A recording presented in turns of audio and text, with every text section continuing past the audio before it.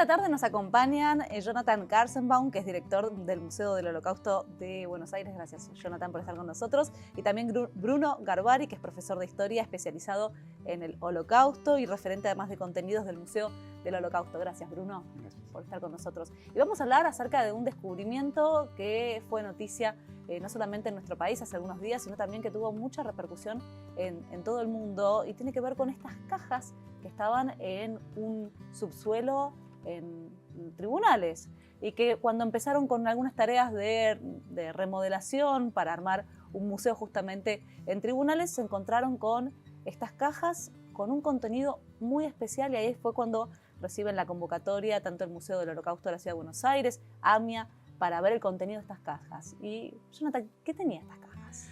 Bueno, en principio son unas 12 cajas que estaban, como vos decías, en el subsuelo del Palacio de Tribunales, con el objetivo de las autoridades de remodelar y de crear un museo de la Corte Suprema. Empiezan a buscar en el archivo y en este depósito, donde empiezan a sacar y encuentran estas cajas. Estas cajas aparentemente estaban ahí desde el año 41 y contienen, por las cajas que pudimos abrir, nosotros estábamos junto con Eliyahu Ambra, el gran rabino de la AMIA, y Marcia Raz, que es una investigadora asociada al museo. Fuimos invitados por el presidente Rosati y autoridades de la Corte a presenciar la apertura de estas cajas. Entiendo que como un gesto de transparencia a todo este proceso. Y vimos 3 cajas, y lo que había eran unas fotografías de propaganda, tipo postales, que utilizaban los nazis, con fotos de Hitler, con niños y demás. Y 2 tipos de libretas. Unas rojas, que son libretas de lo que era el partido nazi en la Argentina, que recordemos fue prohibido en el año 39 por las autoridades gubernamentales de entonces. Y también unas tarjetas marrones más pequeñas, que son de lo que sería como la Unión de Sindicatos Alemanes, que era también una organización nazi que también operaba en el exterior. ¿Por qué estaban todas estas libretas juntas? En materia de investigación. Y lo que nos comentaban en la Corte es que el juez Hantus le había informado a la Comisión Investigadora de Actividades Antiargentinas que estas cajas, como estaban en un barco relacionado con la embajada alemana, eran materia de la Corte Suprema. Por lo tanto, aparentemente quedaron ahí durante más de 80 años esperando este momento que, como decías, fue una noticia de impacto mundial. Bueno, vamos a contextualizar un poquito qué es lo que estaba pasando en nuestro país. Decíamos más o menos del año 41, se cree que están estas cajas que llegan en barco provenientes de, no directamente de Alemania, ¿no? No, llegan de Japón. Y acá al contextualizar, tenemos que entender cómo evolucionó el partido nazi en la Argentina, un partido que se funda en el año 31, que va a tener una dependencia, va a depender otra organización de este partido nazi, que es el Frente de Trabajo Alemán, que va a replicar el modelo de sindicato único en Alemania. Acá en la Argentina, el Frente de Trabajo Alemán dependía del partido nazi, y los trabajadores alemanes estaban afiliados, no de manera compulsiva porque estaba prohibido, pero sí de una manera coercitiva para formar parte de este sindicato, donde hacían distintos tipos de aportes, que esos aportes eran designados para cuestiones sociales, ayuda mutua, y también por posibles transferencias que se hicieran de ese dinero.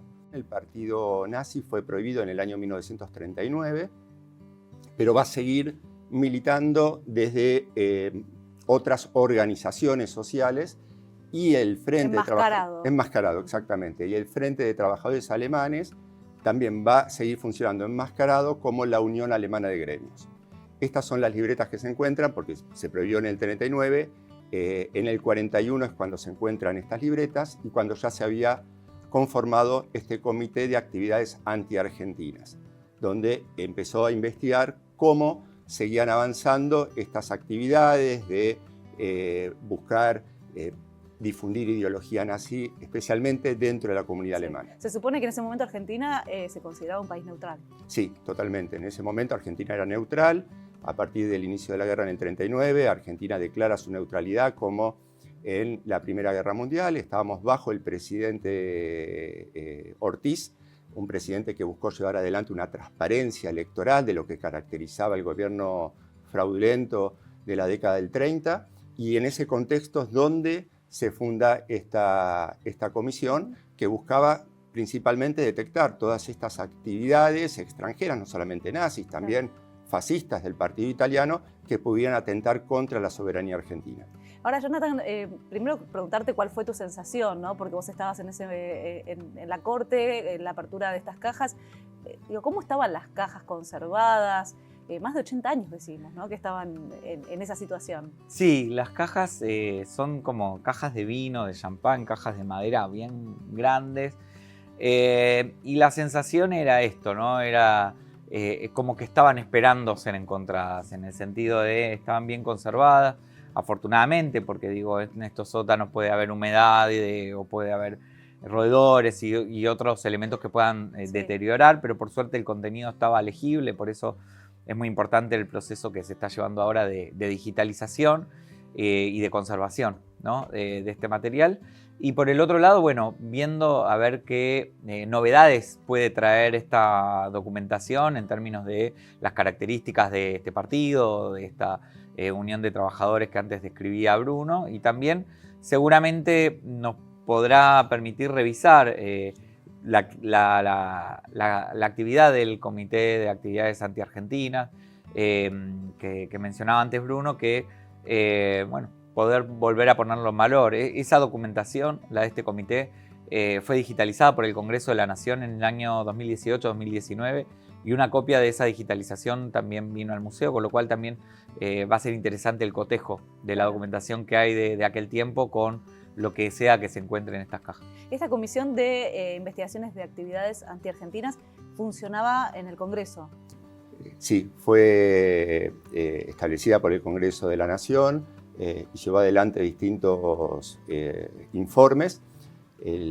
Lamentablemente, ya con el golpe de Estado del 43, esta comisión quedó disuelta, pero en sus últimos informes denuncia este funcionamiento enmascarado del partido nazi y donde recomienda fuertemente actuar sobre la disolución de lo que estaba quedando del partido nazi en la Argentina. Por eso va a ser muy interesante cuando se termine, ¿no? de abrir todas las cajas, digitalizarlas y entender cuál es el tipo de información y material que está dentro de estas cajas. Te quería preguntar puntualmente, porque me decías, hay mucha confusión, me lo preguntan muy seguido a raíz de esta noticia, si está relacionado este descubrimiento con la conocida y llamada ruta de las ratas.